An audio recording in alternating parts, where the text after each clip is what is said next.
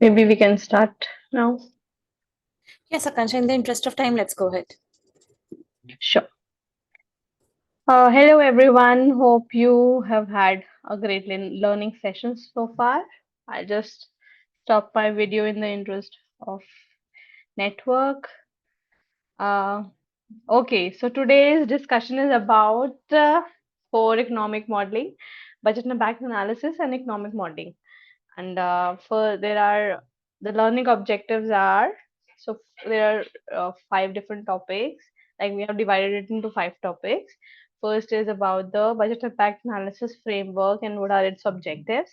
Then we'll talk about the comparison of budget impact analysis versus cost effectiveness uh, analysis. Then we will talk about the different decision analytic models which are done to support cost effectiveness analysis usually, and then the types of data which goes into these models related to cost, utility, and transition probabilities. Then we'll talk about the ISO calculation and sensitivity analysis around it.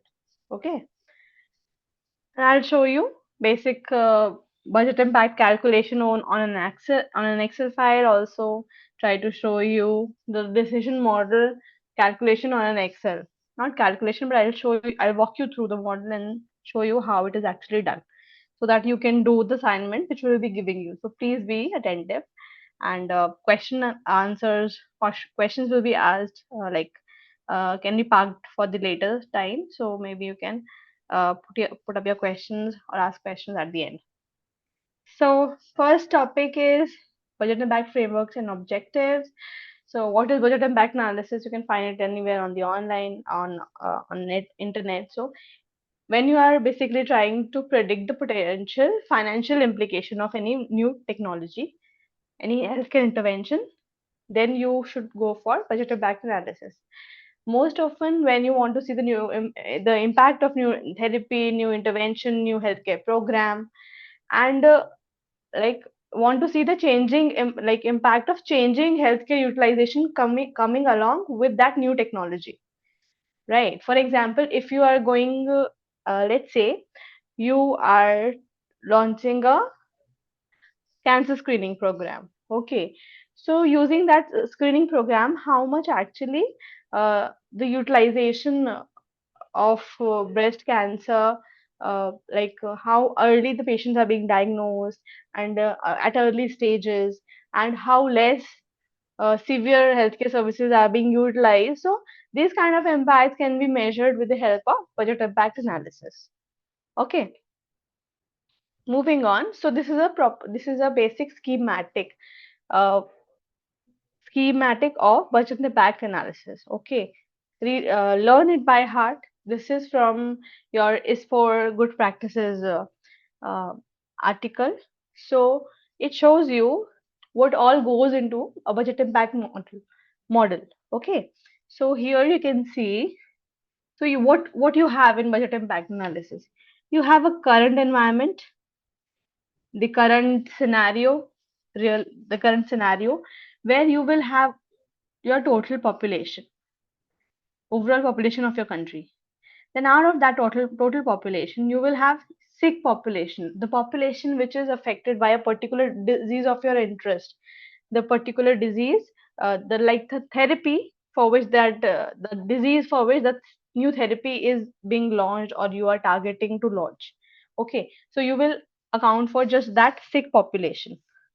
Out of that sick population, how many are actually availing, like how many actually knows that they have a disease, right? So diagnosis and treatment is something uh, which is not everybody getting.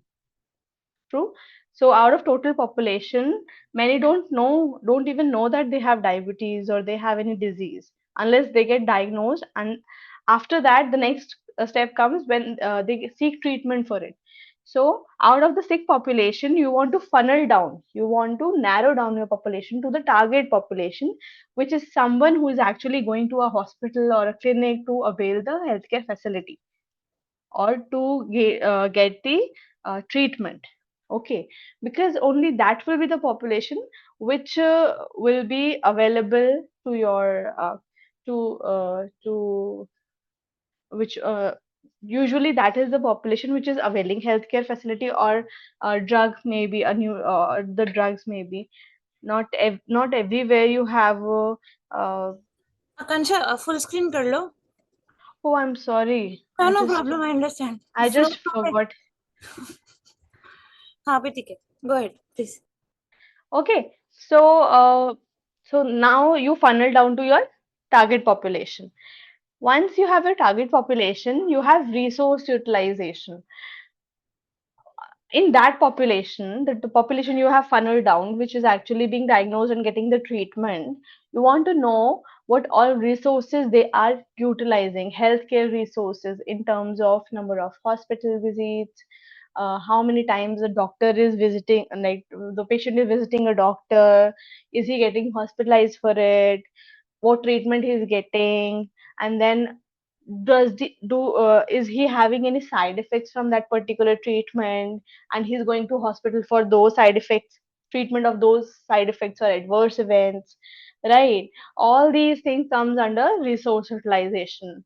And so here you will pull down all the resources which which the patients utilize for that particular disease management. And at the end, what you are doing is you are calculating the cost of that illness, right?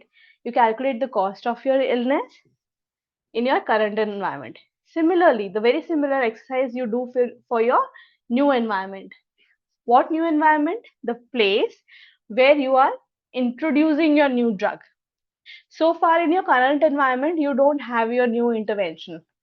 Okay, it is an environment where you don't have the new drug, and there are already some drugs available, or maybe no drug available, just a temporary relief or standard of care, just alleviating pain or very simple therapies, right? But in new environment, you have your new drug into the market, and now you have to calculate all the cost and resource utilization based on the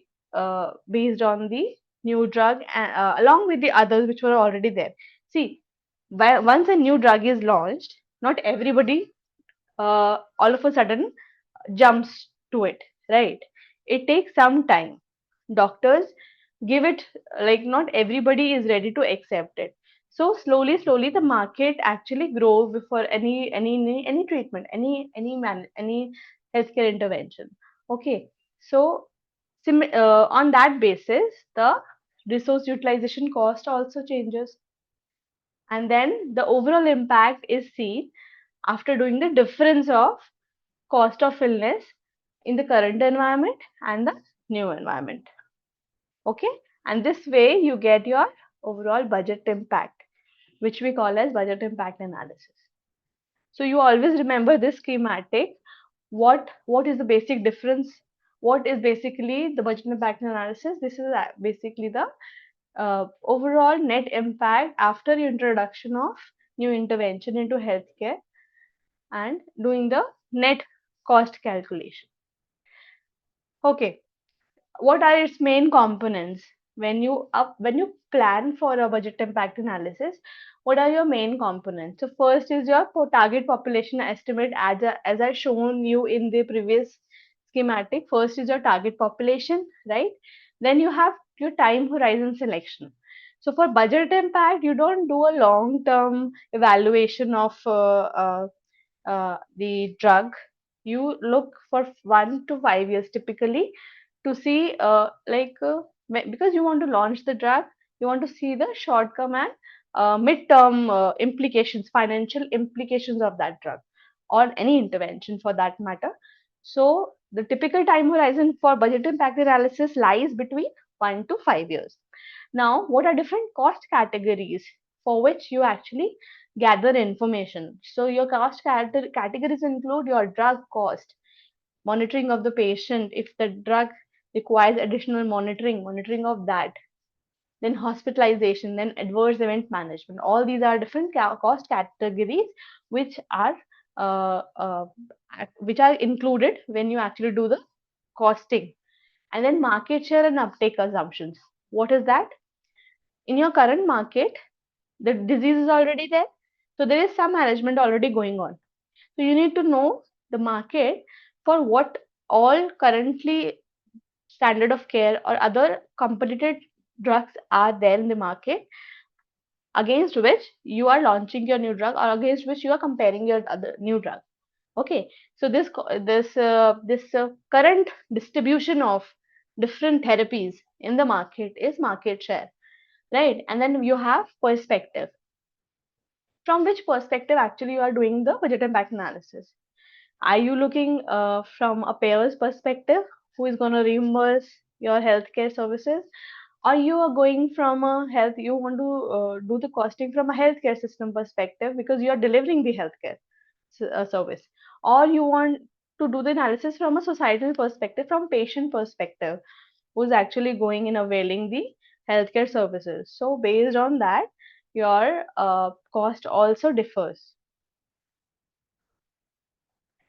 Now, what are the objectives? Why do we want to do budget impact analysis? Again, you want to know the affordability of your healthcare intervention, and in formulary approvals, in your dossier submissions, your health technology assessments, pricing and reimbursement approvals, payer budgeting, when the payers are actually budgeting on the new intervention, uh, and internal pricing and economic message testing. So when they are actually testing for the best price also, and want to see the uh, within drug, how much drug acquisition cost is there, and how much diagnostic it is taking, to actually see the economics of the drug also, and internal pricing. They do budget impact analysis. It's not always about the formulary approvals, but for within the organization, within the pharma company also, they want to see the economic message testing, and for that they do budget impact analysis also. Just before you start building a model, budget impact model, there are general modeling guidelines available for all types of economic models, including BIM also. So it's for modeling good practices, peers and ST authorities. If you look on Google for budget impact analysis specific guidelines for different countries, so different countries do have their own budget impact guidelines, and you can look up to that. Okay, and based on that only, you should be uh, building upon your budget impact analysis, or any analysis for that matter. You should first read out the local guidelines, right? Now, quickly going on to cost effectiveness versus budget impact analysis, how they both are different from each other. So if you talk about the objective of each one of them, cost effective analysis determine the value of that product, value for money. Is it valuable for that money which you are paying? Versus budget impact just talks about the affordability, and they rarely talks about the uh, effectiveness measures, or the health outcomes which the therapy brings along. Okay, then metric, what do you get as a final output in each one of these? In CEAs, you get ICERs, incremental cost effectiveness ratios, which are incremental cost by incremental QALYs or incremental life years gain. Whereas in budget impact, as I just told you, there is net budget impact. Okay, so incremental cost you are incurring due to after the inclusion of a new therapy. What is the perspective in cost effectiveness? Often societal, I won't say, it depends client to client. If you're actually going for uh, submissions, so payer perspective is also there, sometimes societal perspective. But in budget impact, usually payer or healthcare system perspective is considered. You don't you don't report the societal burden as such, unless it is from societal point of view. But usually it's because it's more about the payers uh, viewpoint, affordability from their side. So it's mainly about the payer or healthcare system. Then we have time horizon. Cost effectiveness analysis usually for lifelong, time duration, and then budget impact is from short to medium term, which is from 1 to 5 years. What do you get? You get incremental cost per health gain, whereas in budget impact you get change in annual budget or cost per member, like per person, how much additional cost is incurred or how much cost is saved. That is what you get from budget impact analysis. Now, when do you use each one of them? For pricing, reimbursement, justification, you use cost effectiveness analysis, while you use budget impact for implementation or financial planning of the therapy. Okay, moving on.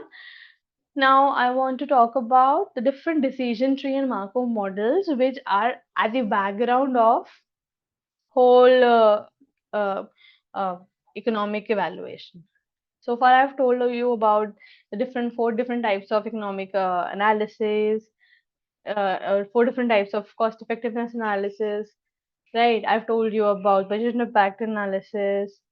Now, what runs in the background are different analytical models, decision tree and Markov models very usually. And I'll take you through these and I'll show you also how and why each one of these are used. So first is decision tree model. Decision tree models are structured tree-like diagram. Okay, where it is commonly used. It's commonly used in healthcare, business, finance, in any research question where you want to uh, uh, have a decision, but basically you want to evaluate different options and their possible outcomes. You might not only have two options, like in cost effectiveness analysis. Uh, Usually you have one healthcare, you compare incremental by comparing by one, but in decision tree analysis you can actually compare multiple outcomes at one go. Okay, so it has a tree-like structure diagram with branches for each possible decision or possible outcomes, and then you assign the probability for each branch to each branch. So what is probability? The chance of occurring that event. For each possible decision, you assign a probability. Like what is the probability of being diagnosed or not diagnosed, right? So like this. Why, when should we use decision tree models? So when you have short term decisions to make, when your health conditions are short term with defined unidirectional pathway. So you're not, there is no remission. If in the disease condition there is no remission or there is no going back into previous health state, then this is the best one to use. When the problems are simple with limited time horizon and few outcomes, in these cases you can actually use decision tree models. When not to use it? It cannot handle reoccurring events, as I told you. If a patient from uh, metastasis, वैसे तो it can't go from metastasized to localized, but let me give you another example. From pre-diabetic to diabetic, a patient from diabetics, a severe state to moderate diabetes, it can happen, right? And uh, patient from early diabetes can also go back to pre-diabetic stage. So when such thing can happen in these cases, decision tree model is usually avoided. Cases where reoccurrence of any health state happens, you should avoid decision tree models. It is best for decisions where you have just one stage after another and you're not going back to the previous state. Not suitable for chronic conditions. Okay. Now, this is the schematic. This is the tree-like diagram I was talking about. So, it can be made in an Excel. It can be made in Triage. Triage is a very good software, but paid one. But you can actually do analysis, cost effectiveness analysis, and triage also. So, how do you do it? How do you do it? So you start with a decision point. You want to take a decision on a particular treatment, right? Then you have options, possible options for it. So the decision node is square. Then the possible options are circular. The possibility. Disease A, the patient can either take the drug A or B. Then the triangle ones are the terminal nodes where you are actually ending your analysis, where you actually stop doing the like further movement of the patient is stopped and you do the calculation there. Okay, so here you see you have decision point that whether the patient with disease A will get drug A or B. Now they can get either one. Now you will apply transition probabilities here. And with each drug, they will have cost associated. Okay, they will have cost of drug acquisition, hospitalization if it is required, drug adverse events if those are associated with that drug, monitoring cost if that is required for that drug, right? So all those costs will be associated with it, and there would be what next would happen. So then there would be possibility either the patient survive or die. This is in this situation they have mentioned survive or die, but then according to your disease the possible events can change. So here it is either the patient will survive or patient will die. If the patient survive, how his condition is, he is severe, moderate or mild. He has a severe disease, moderate or mild disease. Very basic examples to help you understand how a decision tree works, right? Similarly, the same flow goes for the other therapy. Okay, so like this, you have to construct your decision tree. Then, what you do is you will apply the transition probability at this level. The probability is basically how much the possibility is there that patient go to drug A or to B. Then you will put probabilities here that what is the probability of patient being surviving if he takes drug A, what is the probability of patient dying if he takes drug A. Similarly, what is the probability of surviving if we take drug B, and what is the probability of dying if he take drug B. Similarly, if he is surviving, if the patient is surviving, what is the probability that his disease is severe, mild or moderate? Similarly for the other one. So each one have the different probabilities, the chance, the occurrence, the possibility of occurring different events, right? And with each one of them, with each possibility, there will be a cost associated, right? The patient who took drug A survived and he has a disease severe, the severity will have its own cost associated, right? And there would be some quality of life parameter associated, some utilities associated with it, with each health state, right? And once you have utilities and cost at this level for each one, at the terminal node for each possible event, you start back calculating. I'll show you. Thumb of the rule of the thumb, sorry, rule of the thumb, that you should have the transition probability at each possible event, at each chance should be 100%.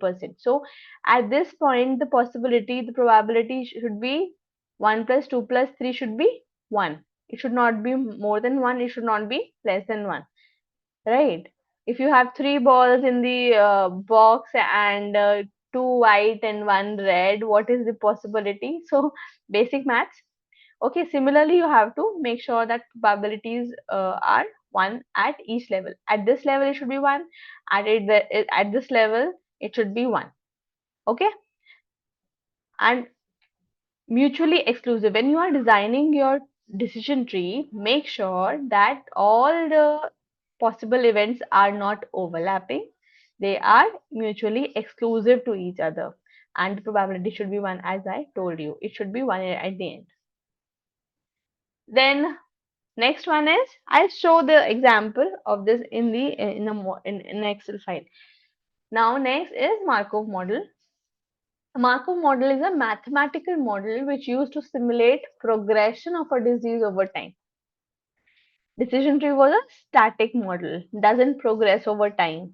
Okay, it's so therefore it is good for short-term disease conditions. Markov model can has the ability to trace the progression of disease over time. It is especially useful for chronic conditions where patients move between different health states repeatedly over a series of time periods. So there would be fixed time periods at which we assume that patient move from one health state to another. Okay, and so that we are able to actually trace full life cycle of a person, like based on the possibilities of transitioning from one health state to another. Uh, for example, patient, this is one example I've given you, so I'll explain it. Let me first tell you the structure. So this is the basic structure taken from one cost effectiveness analysis in HIV. Okay, individuals move between health states in cycles. So there are different health states. In this case, state A, B, and C, and death. These are 4 health states in HIV. Okay, based on another disease, they would be different health states. Individuals can move between each one of these, right? In cycles. In cycles, those cycles are the short time periods within lifespan at which the probabilities of moving from one health state to another are applied. Okay, from one health state to another are applied. Transitions are governed by probabilities, as I mentioned. When should we use Markov model? Chronic diseases with chronic diseases which progress over time and conditions which involve repeated events or long-term risk. Once it has happened, but it can happen again, no matter after what time, but it can happen. If it can repeat itself, it's good to have a Markov model. Okay. Now, let's see at this example. Let's see this example. So we have 4 health states, state A, B, C, and death. State C is diagnosed condition of AIDS, and state A and B are precursor to it. Okay. Now you can see these arrows, blue arrows. These are actually showing the flow of patient, the possibility of patient going from one health state to another. So the patient at state A can remain there only, he can progress to B, he can progress to C, or he can die. Okay? In real life. So when you are actually designing a Markov, you have to first know the disease and trace down what all possible health outcomes he can have in that disease, what possible health states he can have in the disease, and then prepare this kind of a flow where you are tracing if the patient is at this state, can he go to next directly or next to next directly, or it's like he has state after state A, state B will only come and he cannot progress to state C, and things like that. You have to figure out about the disease and then you prepare such kind of a mark like diagram. Okay, my Markov diagram.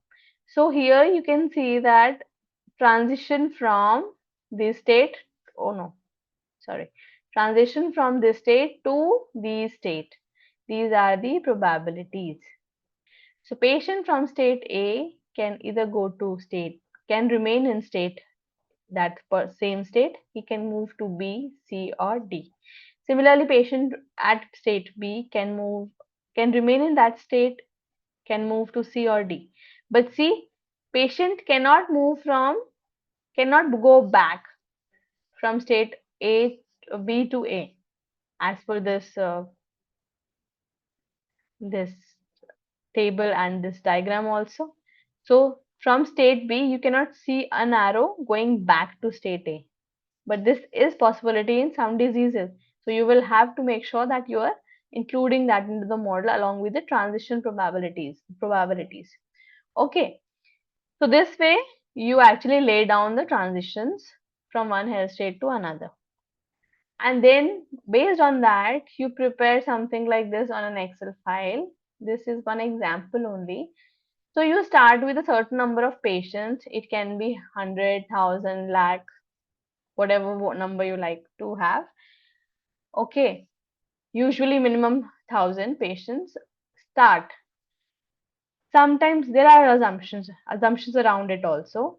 So sometimes uh, you have you want to have a real world touch to it. So you say that as per a published article, there were certain people there are in my country, there are certain people in stage A, B, C, and D. So I want to reflect that into the model, and you put that percentage to 100% and split it all across the states. Okay, then at the beginning of the model cycle, you will have some patients in each health state. But in this one, the publisher, the author actually did not take that assumption. He assumed that all patients at beginning of the model are starting from state A.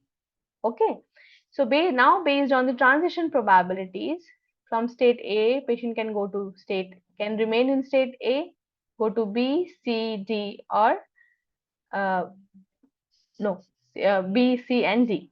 Okay, so he can move to this. Now, once the patient is at this state at first year, the patient again, this number of patient, the previous number, now you forget about the 1,000 patients in cycle 0. You just focus on year 1 and you again apply the same transition probabilities to this number. Okay, and you have patient here from state A, here, here, and here. Okay, now you have patients in state B as well. So they can remain in state B, they can go to C, D, or sorry, C and D.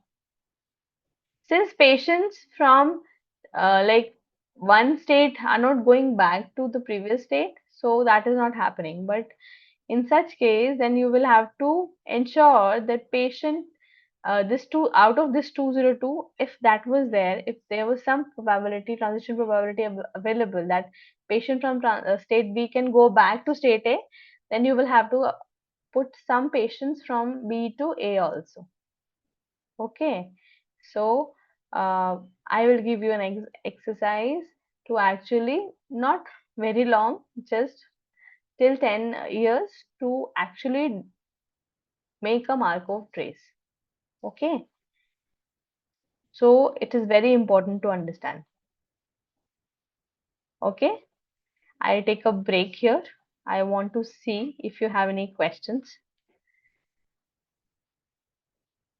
Any questions? Is it understandable? Are you getting what I want to express or what I want to make you understand? Are you understanding the calculation, the rationale behind? Yes, no, maybe not at all. Is everybody mute? Okay. Yeah. Um, yes, Ajita, tell us. I mean, you guys can type in as well, right? Yes, yes. If you Ask have us any questions. questions, I'm not moving forward at this point. I want you to understand this first. Yeah. Okay. So you can ask your questions. I will show this in an Excel also. Any questions at this point? Is it clear? More explanation. Okay. See, let me go back then.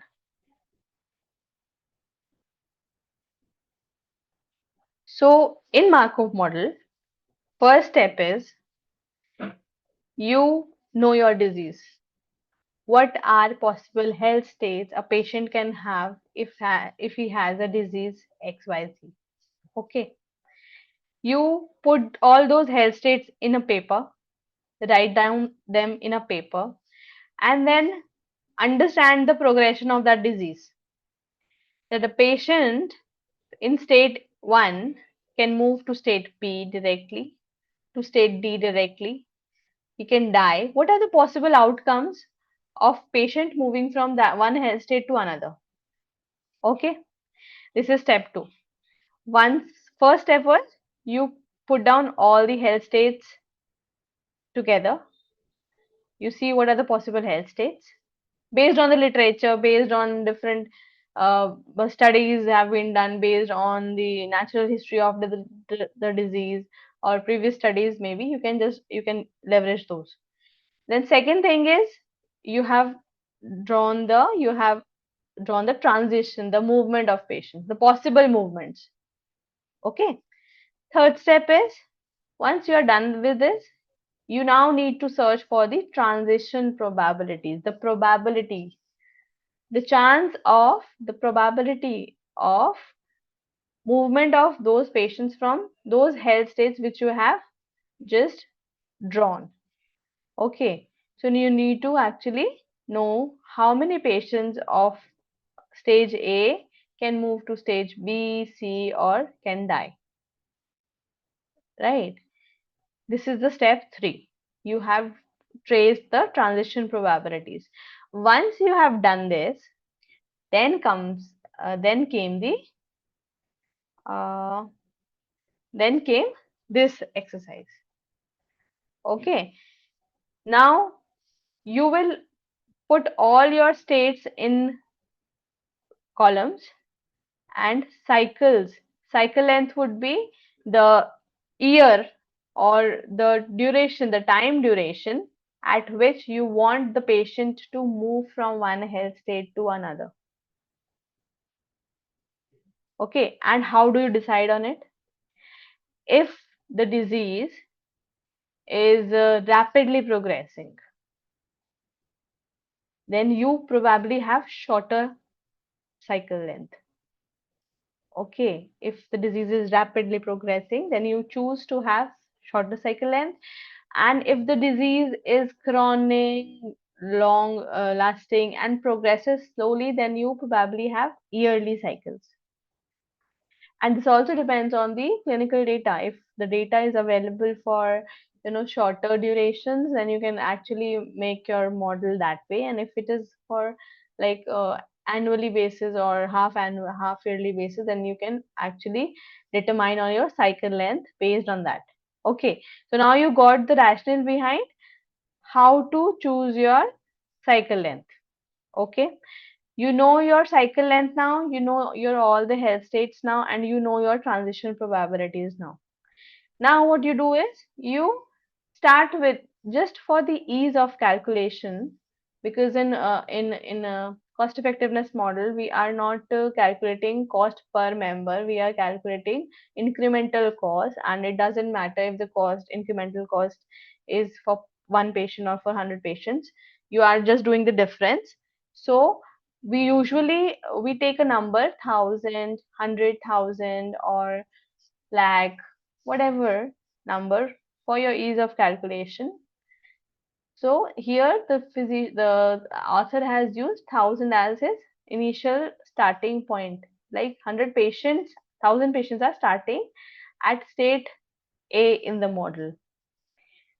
Now, once the patient starting at state A, based on the transition probabilities, the possibilities of movement from health state one health state to another, the number of patients get divided within different health states. Okay, so these thousands are divided into 721, 202, 67, and 10. And if you sum up all these at year 1, this has to be 1,000 only. Okay, it's a check we have to do. We have to ensure that the patients are not left, like because as I told you, the sum of probabilities has to be 1. So whatever probabilities we are applying, it should add up to the total number of population with which we are starting, right? So the patients now are segregated in in different health states based on the possible transitions, possible uh, pathways we provided, or possible pathways we actually traced into that Markov diagram. Now, in the second year, similar thing will happen. Now you don't have to take your zero year patients. You have to refer your previous year patients. Number of patients in your previous year, that is 721, and you will again apply the same transition probabilities on patient in each health state. So 721, just see 721. This is bit confusion in first cycle. Could you please show how 520 came? I will show you the same thing in your in the Excel. That would then be clear. Okay. I'll show it in the Excel file and then maybe it would be clear. Let's move on to next slide, please, Richa. Okay, sorry, I'm sharing this screen. I forgot. Okay, so now next topic is input data, cost, utilities, and transitions, which goes into these models, right? Which are our inputs. So let's talk about the different costs. You have heard about them a lot of times, so I'll not tell, like maybe you guys tell me. Okay, what are different costs which which which are there in economic evaluations? I want answers from you guys. What are different types of costs, and with examples, please. There has been enough of us talking. Come on, quickly,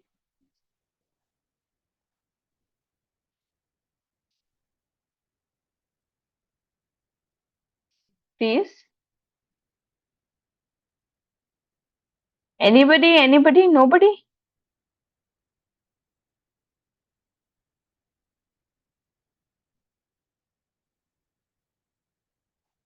You can speak up. You can speak up. Maybe I think you have the rights to unmute yourself, so you can speak up. Okay, Sabha says direct medical cost, direct non-medical cost. Yes, and others. What other type of cost do we have? Indirect cost, intangible cost. Okay, okay. What is variable cost, Sakshi?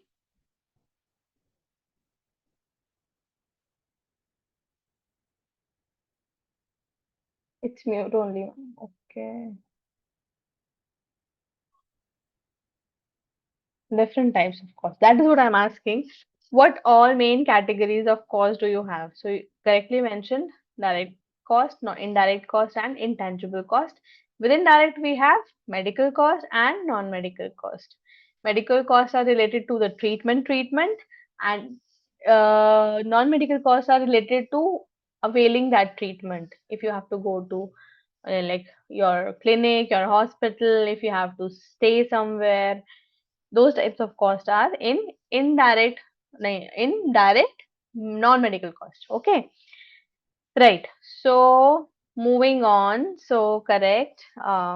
So we have direct, indirect, and within indirect, we what all types of cost we have within indirect? Yes, in productivity cost.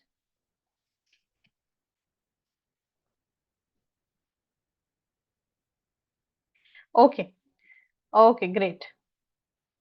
So you guys remember, means you are listening. Good to know. Okay, so again, just quick. What all costs are there in medical? Direct medical costs, drug, hospitalization, outpatient services, labs, imaging, diagnostics. Non-medical has transportation, accommodation. Then indirect, you have the disability, the productivity loss, or mortality. Then in intangible cost, you have pain, suffering, anxiety. All these comes under intangible cost. Okay. Utilities. Now next is, so we need to have, now just keep at the background the Markov model or the decision tree model and relate all these terms. Why I'm telling you. So you have to apply these types of cost into your Markov model. Okay. And then the utilities basically the qualities. From utilities you get the qualities. Okay. So again, just to reiterate, okay, let me just ask you guys, what is utility? I have I have already covered that for you, right? What is utility?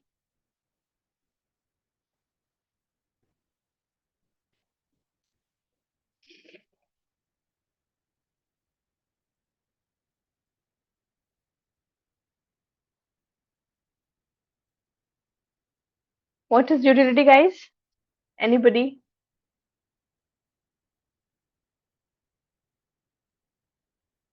Okay, let me not waste much time. So, utility is a value which represents quality of life, generalized between 0 to 1. Okay, and you, whatever health states you have mentioned in your model, in your Markov model, you have to give a utility value to it. Quali value basically. Utility helps you to derive quali values. Okay, so you provide a utility value to it based on that health state. Okay, like here's some examples I've provided. For perfect health, it is one. Then you have mild asthma, moderate arthritis, stroke, cancer pain, vegetative state. So there are different utility values. Okay, there are sometimes negative values also, which means that the health is worse than death. Okay. Sources, again, as I told you in our previous session, that there are patient-reported outcome measures which helps you to gather these types of utility values. And so prompts are there. Then you have published literature, you have clinical trial data, and sometimes KOL or experts also gives you information on that.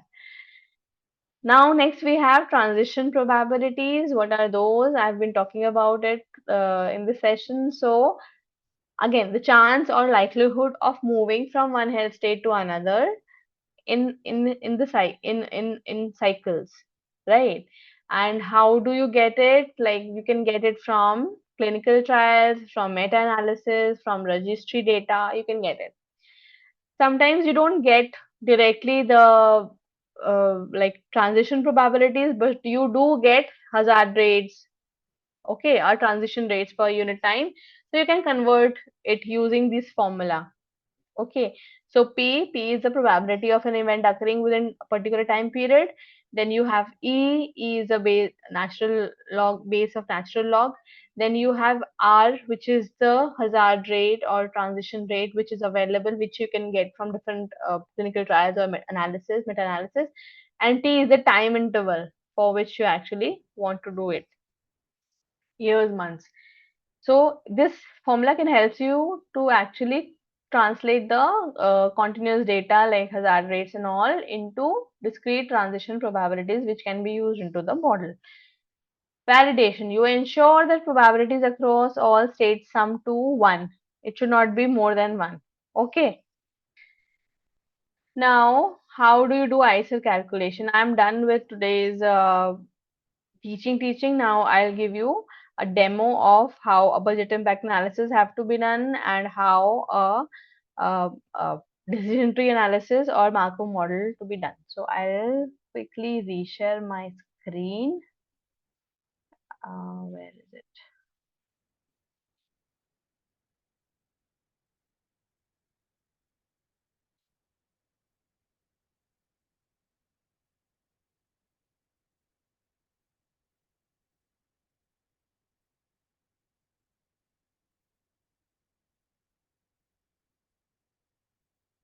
So let me first show you the Markov model because I've just told you that and you have numbers.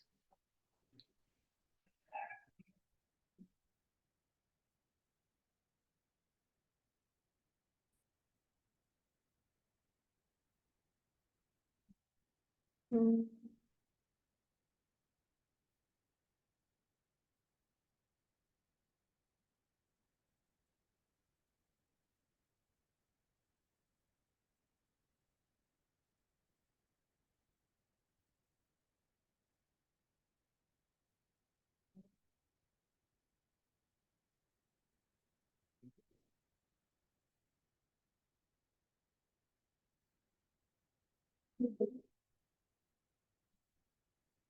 Hmm. You let me know when my screen is visible. Hmm.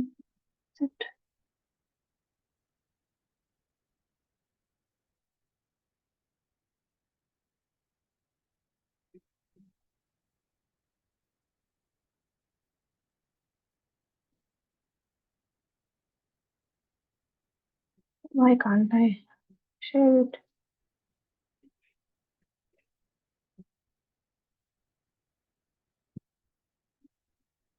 Just a moment.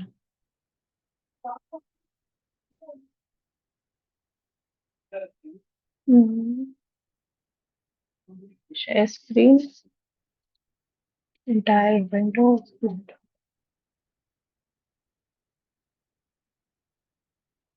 Stop sharing.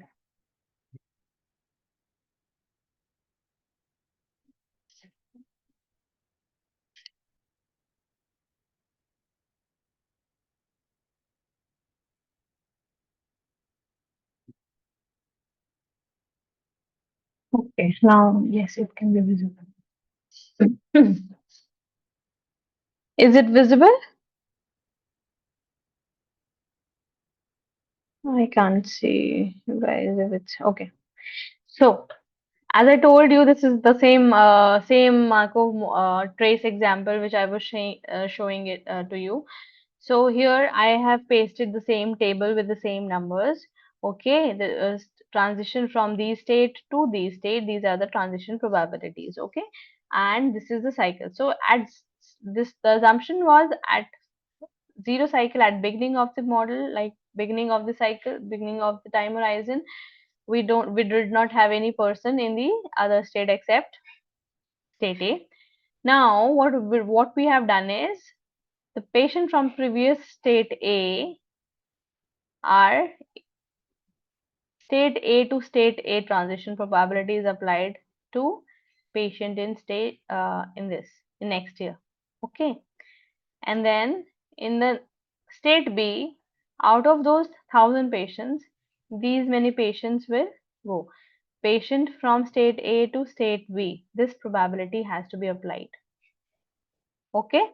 Similarly, state from A to C, how many patients? 0.67, 0.067.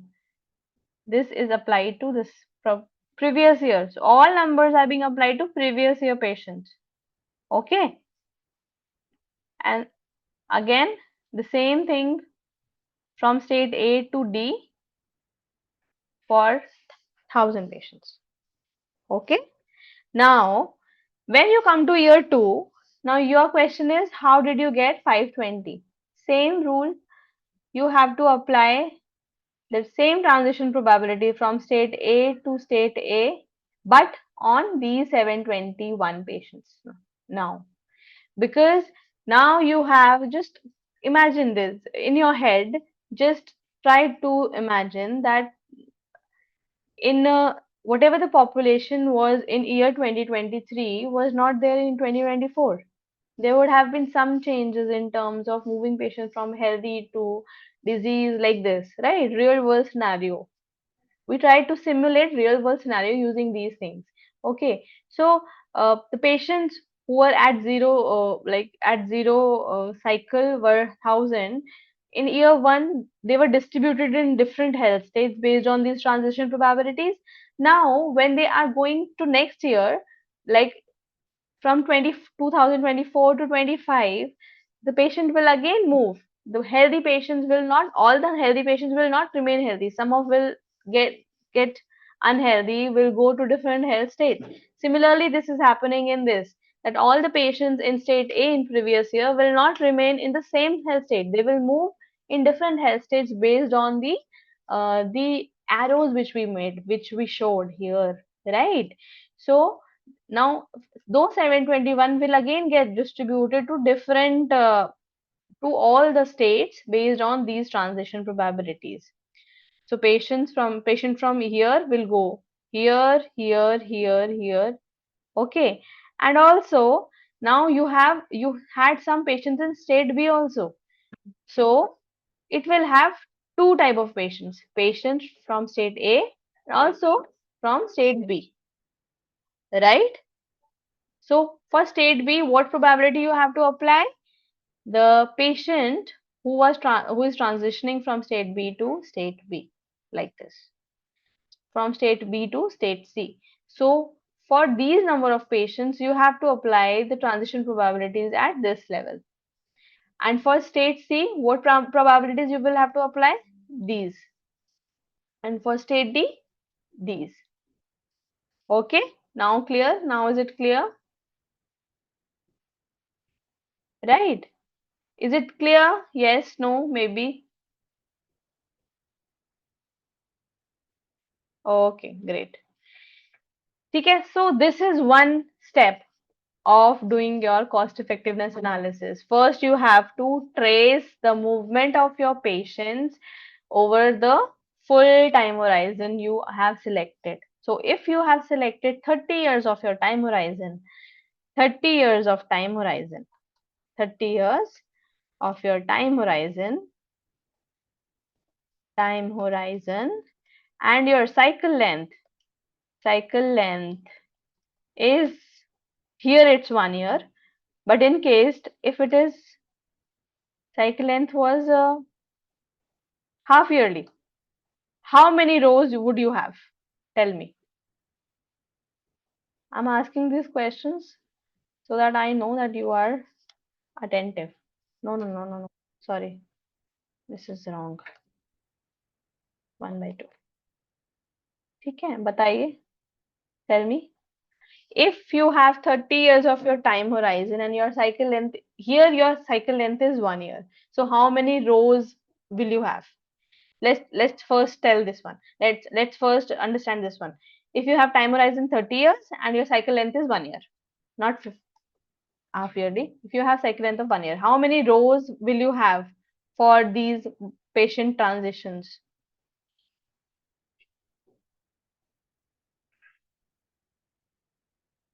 In this case, you will have 30. And if you reduce the cycle length to half yearly, it will double the number. If you reduce the cycle length to quarterly, it will, sorry, it will not reduce the number, it will increase the number. If you increase the cycle length to quarterly, it will further increase the number of lines. Understanding? So this way, you the duration of cycle length will actually determine the number of rows for which you have to make the transition. Okay, so this is how you do it. Once you are done with this transition, I'll show you now. I'll show you another model. Just try to connect the dots. Okay, since I'm not authorized to actually show you a model on which we work, but I can show you in bits and pieces and try to show that how actually these things are done in real life. So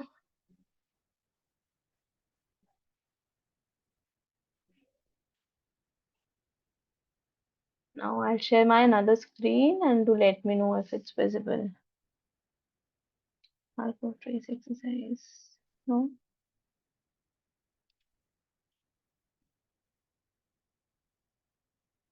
delete this.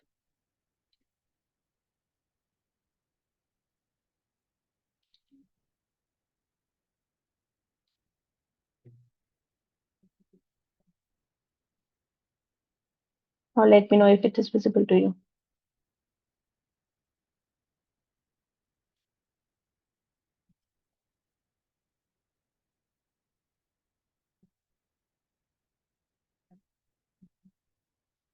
Visible? Now, what is happening is, see, we have two treatments, treatment A and B. Okay.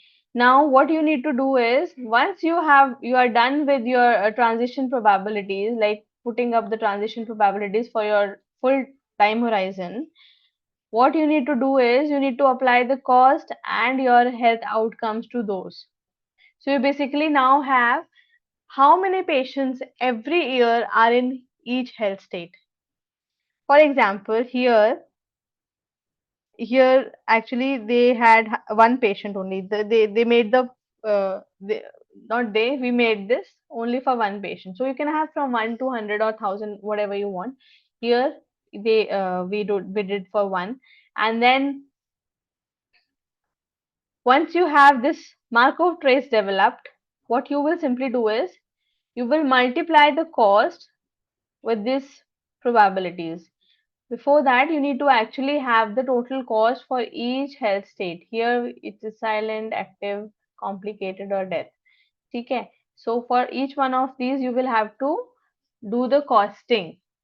What all health care resources are used in each health state for like annually basis, because your cycle is in years.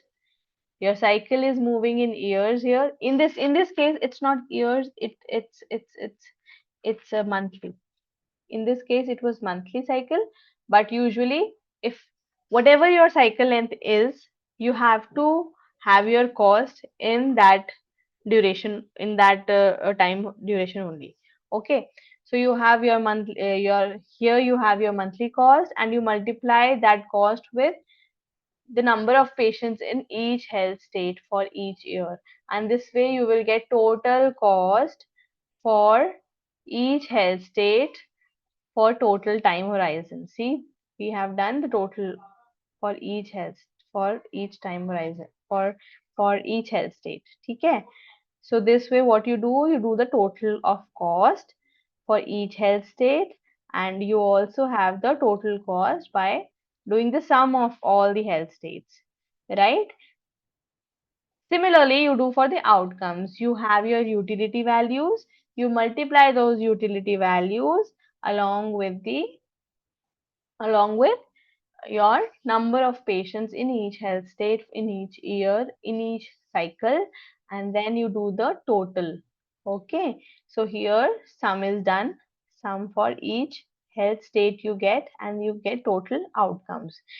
So you have got total cost and outcomes for treatment A. Similarly, you will do the exercise for treatment B. Markov trace doesn't change with each treatment unless the transition probabilities are different for each. Always remember. Okay. If you are applying one transition probability, if you have different transition probability, very well and very well, you have to have different Markov trace for each. But if you have just uh, one trace for both, then you will have to apply the cost and utilities, or your qualities, or whatever your effectiveness parameter is, to that.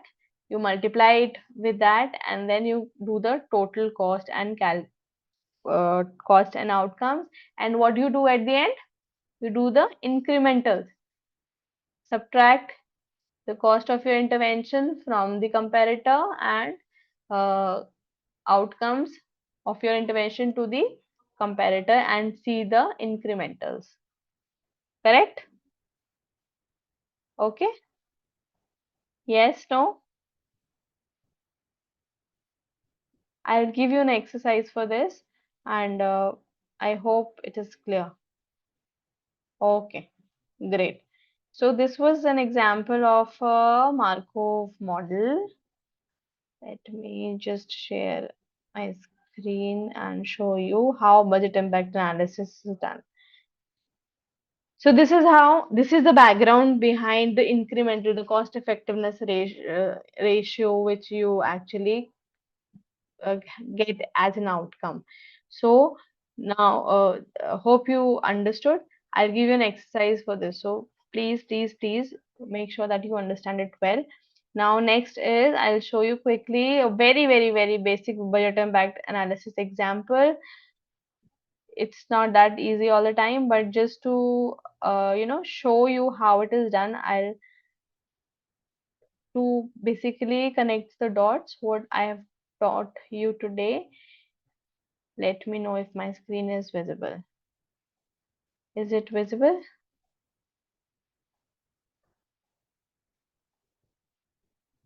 Is my screen visible? Okay.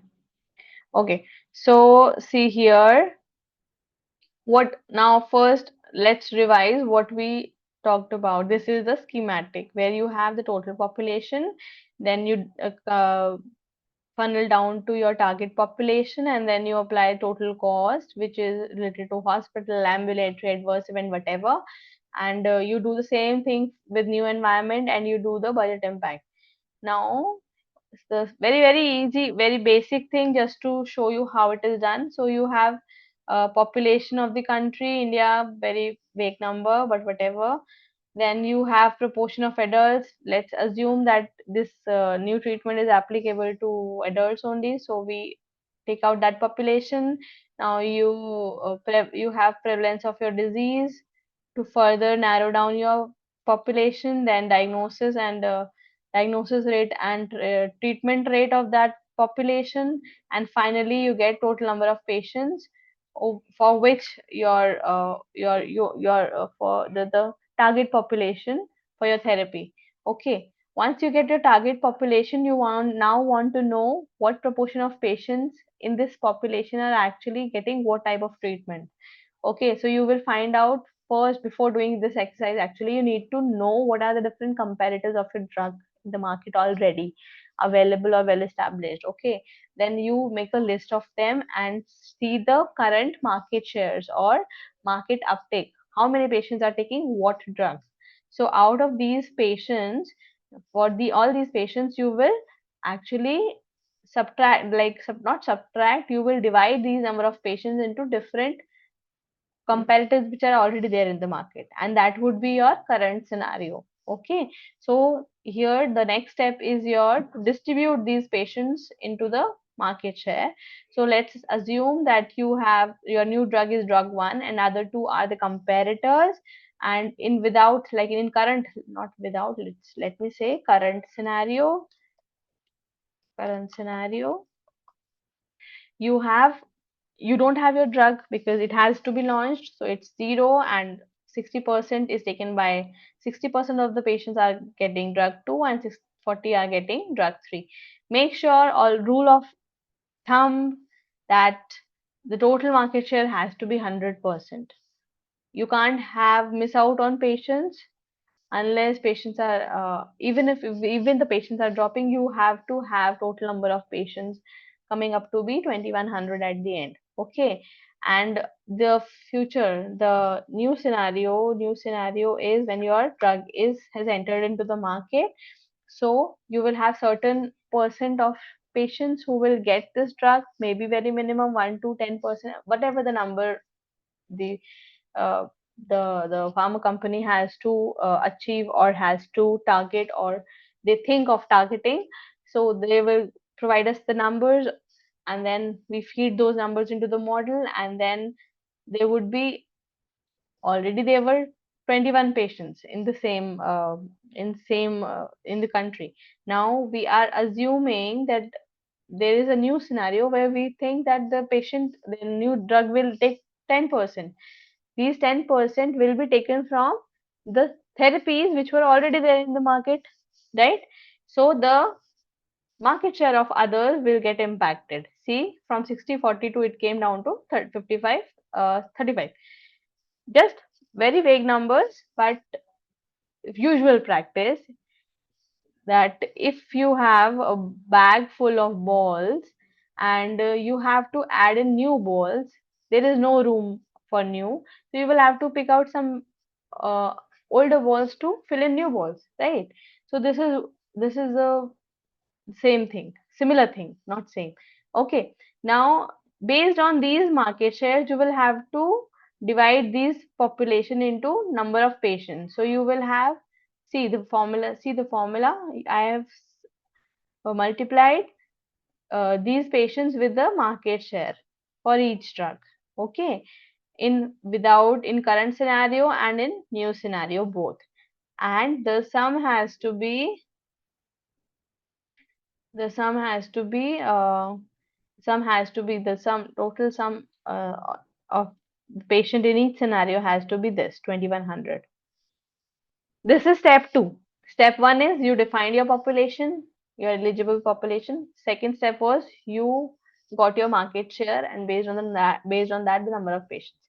Third step is you calculate all the costs associated with your drug and your comparators, and what all cost is going into treatment or managing the patients of that disease. Okay, so here I've just put up some numbers. So I have put drug acquisition cost, administration and monitoring cost, and also the adverse event management cost for each drug. They may drug might have some adverse events. To manage those, there would be some cost applied to it. So these three type of cost I've considered in here, but there may be more based on the type of disease. Okay, so once you have this cost, you again multiply this cost. This is per patient cost, but you want to have it for all the patients. Now you multiply these per patient cost with total number of patients, so you have total drug cost uh, by uh, by each drug. Okay, see the formula. You multiply number of patients with the cost. Okay, once you are done with it, you do the total cost calculation, and you next step is to do the incremental budget impacting, the net budget impact. And for that, you will have to do the sum of all the costs for each drug separately, and then the total cost by in current scenario and in new scenario, and then net budgeting, incremental budget basically. So you subtract the current scenario cost from the future scenario to see what is the difference. Okay, so this is a very basic example of how to do a budget impact analysis. Okay, uh, I'll stop sharing. Any questions? Any questions? Is it clear? Did you get to connect like what I taught and how things are being done? This was the main motive.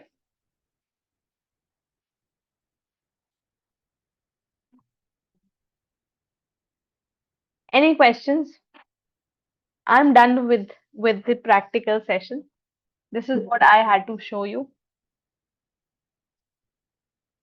Any questions?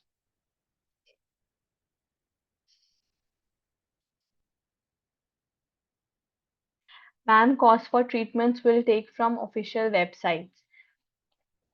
Uh, See, you need to have the cost for treatments. This usually what we do is we do the costing by ourselves rather than taking it from official websites.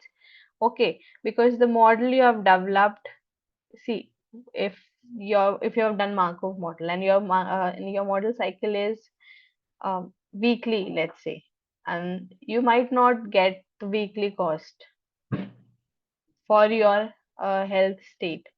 So usually you can take the cost of like healthcare services which are being utilized, like the hospitalization cost. You can take the outpatient visit cost. You can take lab test cost, diagnostics cost, monitoring cost. These types of cost you can leverage, but at large you do the micro costing. I have provided just numbers to you, but behind those numbers, trust me, there is big sheets with lots of calculations. Okay, so this way costing is done. So how do you do the costing? Let's say a patient has adverse event in form of a headache. Okay, he took a drug and he took drug one, and he got headache. To manage that headache, will what level of headache is it? Is it mild, moderate, severe? Is it manageable at home? If it's manageable at home, no treatment required. If he is taking, even at home, if it is taking, he is taking some paracetamol or any analgesic, so then you need to put that cost of analgesic. If it's severe, he has to go to hospital, or even if he's having uh, he has to go to, if he has severe headache where he has to go to hospital, he is getting into emergency, being hospitalized. So in that case, the hospital visit, number of hospital visit he can probably have due to the headache, and then what all drugs he is given at hospital. In that case, the emergency visit hospital, the emergency visit cost, who doctors which are actually going seeing the patient, what their cost, the cost of drug, the cost of the cost of drug, the cost of logistics which are being there. So all these costs come into picture to actually to actually calculate that adverse event cost. This is one example. If you have very severe kind of adverse events, like you have kidney failure, there are adverse events like this in certain diseases. Although the number percentage is very small, but there are. So in that case, you'll have long list of healthcare services which are being given to such patients, and then you do the costing of it. Not everybody will be hospitalized, not everybody will have same level of healthcare service, not everybody will be given same level of healthcare service because their severity would be different. Not all patients with acute heart failure or acute kidney failure get same kind of treatment. It depends patient to patient. So based on the proportion of patients who might get different levels of treatment, then we do the costing. So it's a cumbersome thing. It's not that easy. Actually, Sabad, it's true. It's much more than that. It's not simple. I've made it look simple just to explain you the basics so that you are thorough with it. But it's you, maybe you can if you want to really explore this field, you go online on PubMed and you read papers related to it, country specific, India specific articles you read, and then you would be able to understand what I have taught in the session, and you would be able to correlate and make sense out of it. We need to understand and practice these models ourselves to have better understanding. Definitely you can actually try to replicate those models, right? What I've told you, what I've taught you, you take a published article on a budget impact model, let's say, you read it, and you try to list down what all things they have included in cost, what market shares, what all competitors they took, what were their basic assumptions in doing the calculations, and then you try it on Excel. You don't do the micro costing part, but taking their total cost, you can actually try to put it into place and try to see how well you can do it. Okay. Any other question?